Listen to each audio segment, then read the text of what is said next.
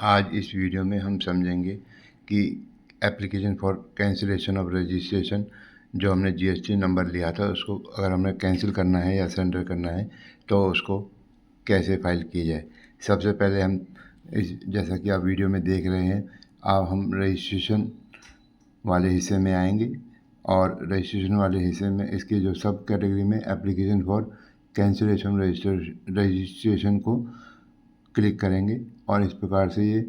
File खुल जाएगी। इसमें basic detail, cancellation detail, verification, फिर इसके नीचे आएंगे, यहाँ पर हम डिटेल भरेंगे, एड्रेस और प्रिंसिपल प्लेस ऑफ बिजनेस जो वहाँ पर है वो अपने आप वही आ जाएगा। उसके बाद वो हमसे पूछेगा कि फर्म का एड्रेस जो है अब जो चेंज हो रहा है तो हम फ्यूचर के लिए क्या एड्रेस होगा, तो यहाँ पर हम अगर सेम है और वो जो प्रेमिसेस है, जो फैक्ट्री या शॉप जो है वो हमारी अपनी है, तो वो हम यहाँ पर एड्रेस सेम कर देंगे। अगर वो हमारी किराए की है या हमने वो बेच दी है या उसमें जो भी चेंज आया है वो यहाँ पर हम न्यू एड्रेस यहाँ पर डालेंगे कि अगर जीएसटी डिपार्टमेंट को कभी आपसे कांटेक्ट करना पड़े, कोई आपको नोटिस भेजना पड़े, कोई सम्मन भेजना पड़े, तो वो इसके लिए कहाँ पर भेजेगा। तो वो इसलिए एड्रेस जो है आपसे एड्रेस फॉर फ्यूचर कॉरेस्पोंडेंस का एड्रेस मांगता है और इस प्रकार वो हमें यहाँ देना पड़ता है। अच्छा, उसके बाद ये भरने के बाद एड्रेस भर दिया आपने, फिर आपसे रीज़न पूछेगा कि भाई क्यों आप फर्म को कैंसिल कर रहे हैं और किस डेट से आप उसको कैंसिल कर रहे हैं। तो वो रीज़न, और इसमें रीज़न है change in constitution of business, cease to be liable to pay tax, discontinuance of business, closure of business, other transfer of business on account of amalgamation, merger, demerger, sale, leased और otherwise, death of sole proprietor. तो ये reason है, इसमें जो भी हमारे लिए जो कैंसिलेशन के लिए अप्लाई करा, जो भी उसके लिए एप्लीकेबल होगा वो यहाँ उस रीज़न को यहाँ सेलेक्ट करके इसको फिल कर देगा और उसके बाद डेट डालेगा कि डेट से वो नंबर को कैंसिल करना चाहता है और उसका जीएसटी नंबर जो भी होगा। और उसके बाद यहाँ पर टैक्स पेबल ऑन स्टॉक, उसके बाद यदि स्टॉक बचा हुआ है तो यहाँ उसकी वो वैल्यू डालेगा और उसके ऊपर जो भी इनपुट जो आउटपुट आएगा वो यहाँ डालेगा, कितना उसके पास जो है स्टॉक बचा हुआ है और उसके ऊपर जो स्टॉक के ऊपर जो टैक्स देना है, सीजीएसटी, एसजीएसटी जो भी उसको देना होगा, या प्लांट एंड मशीन जो भी उसने बेचनी होंगी, जो भी इसके पास बचा हुआ होगा। और उसके बाद यदि इनपुट पड़ा हुआ है तो वो यहाँ से एडजस्ट हो जाएगा और जो टैक्स लायबिलिटी होगी उसे जमा करनी पड़ेगी वो। और ये अगर मान लीजिए स्टॉक बचा हुआ है तो उसको ज़रूरी है कि वो अपना लायबिलिटी को पूरी डिस्चार्ज कर दे, जिससे कि बाद में उसके पास कोई नोटिस ना आए। और उसके बाद वो सेव एंड कंटिन्यू करके यहाँ सेव और कंटिन्यू कर देगा। भाई इसमें ये ज़रूर ध्यान रखना है कि आपने टैक्स की लायबिलिटी पूरी डिस्चार्ज कर दी हो, अपना स्टॉक यहाँ पर सही दिखाया हुआ हो और वो यहाँ पर जो है स्टॉक की वैल्यू डाल के उसके ऊपर टैक्स पे कर दें। और ऐसा ना हो कि स्टॉक बचा हुआ और वो यहाँ पर नील फाइल कर दें, ऐसा नहीं होना चाहिए। तो इसलिए यहाँ पर इसको बहुत ध्यान से भरें और जो भी टैक्स लायबिलिटी है उसको जमा करा दें। यहाँ पर जो भी टैक्स आएगा फिर इसको कैश लेजर, या अगर आपके इनपुट लेजर में, आपके क्रेडिट लेजर में कुछ बैलेंस पड़ा हुआ है तो वो वहाँ से यूज़ कर लेगा उसको अगर नहीं है तो उसका आप कैश जमा कर दें और वो जमा हो जाएगा। उसके बाद ये हो गया। उसके बाद फाइनल आएगा आपका कि जो है अपना जो है तो आप उसको फाइल कर सकते हो फिर रिटर्न को। तो प्रोसीड टू फाइल में जाके इस फॉर्म को हम फाइल कर देंगे। जब ये फॉर्म फाइल हो जाएगा तो ये वो हमें डिपार्टमेंट या तो हमसे इसको कैंसिल कर देगा या इसको हमें एक नोटिस भेजेगा कि अगर कुछ वो इन्फॉर्मेशन उसको लगता है कि इन्फॉर्मेशन पूरी नहीं है या कुछ कमियां हैं तो उस बेस पे वो आपको एक नोटिस भेजेगा और उस नोटिस में जो इन्फॉर्मेशन मांगी गई होंगी वो हमें देगा और वो हम उनको उस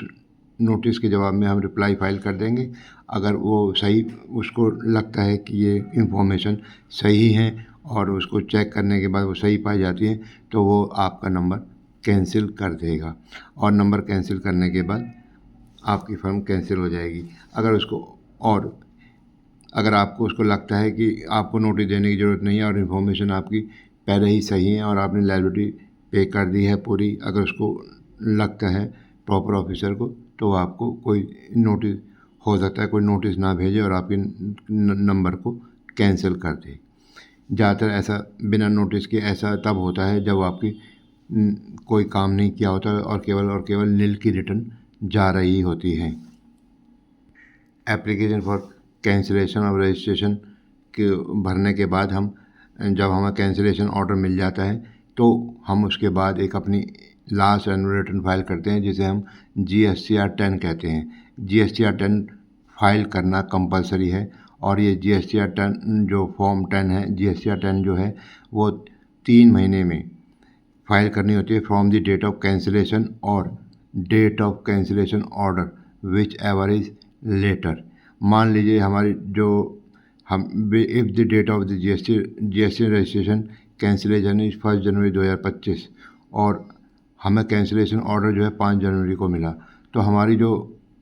जो डेट चालू होगी वो जो 5 जनवरी से होगी और 3 महीने के अंदर अंदर में फाइल करनी होगी, जो कि 5 अप्रैल तक आती है। हमें 5 अप्रैल 2025 तक वो फॉर्म फाइल करना है, यानी कि या मान लीजिए हमारी जो डेट है 1 जनवरी 2026 थी और हमें ऑर्डर मिला 5 जनवरी 2026 को, तो हमें जो है 5 अप्रैल 2026 तक वो जो है अपना GSTR 10 फाइल कर देनी चाहिए, करनी ही होगी।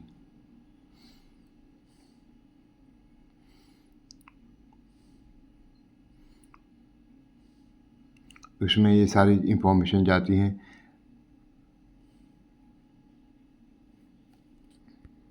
GSTR 10 का जो है फॉर्मेट इस प्रकार से है और इस प्रकार से ये रिटर्न फाइल होती है। हम इसको GSTR 10 को खोलेंगे यहाँ पर GSTR 10 और GSTR 10 खोलने के बाद इसको हम ऑनलाइन तैयार कर लेंगे और यहाँ पर वो ये जो इंफॉर्मेशन मांगता है वो इस प्रकार से है।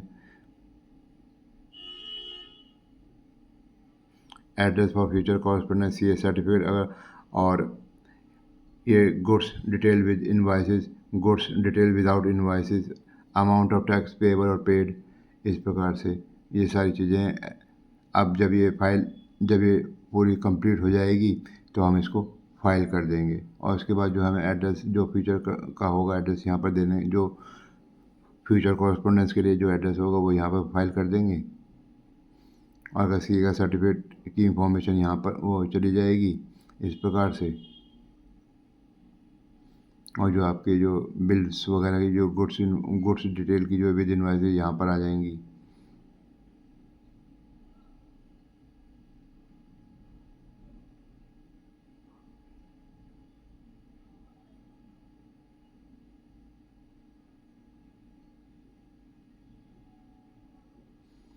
फिर इसको हम भरने के बाद इसको हम फाइल कर देंगे। इसको फाइल करने के बाद हमारा जो है